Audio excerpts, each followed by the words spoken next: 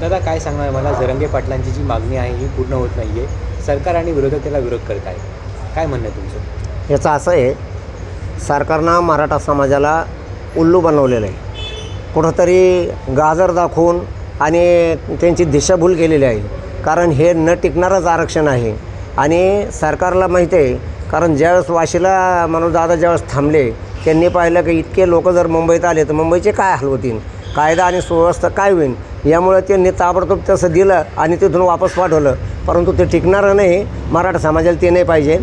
आणि यांनी जे मराठा आरक्षणासाठी जे स्पेशल अधिवेशन बोलवलं होतं, परंतु मनोजदादा जे देवेंद्र फडणवीसविषयी एक शब्द बोलले तर सर्व आमदार खासदारांनी त्यांचं उचलून धरलं.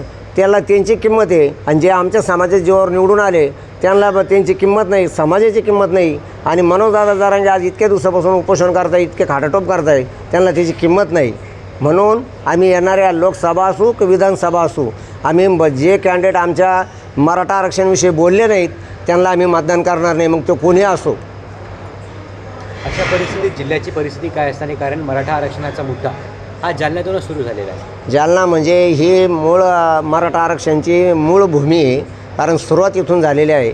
आणि येणाऱ्या लोकसभा निवडणुकीमध्ये माननीय रावसाहेब पाटील दानवे यांना आमचा मराठा समाज एकही मतदान करणार नाही. हे फक्त जे कोणी मराठा अगर करतील मतदान तर ते गरजवंत मराठी नाहीत असं आम्ही आज समजू शकतो. त्यावेळेस त्यांना प्रवेश देणार तुम्ही?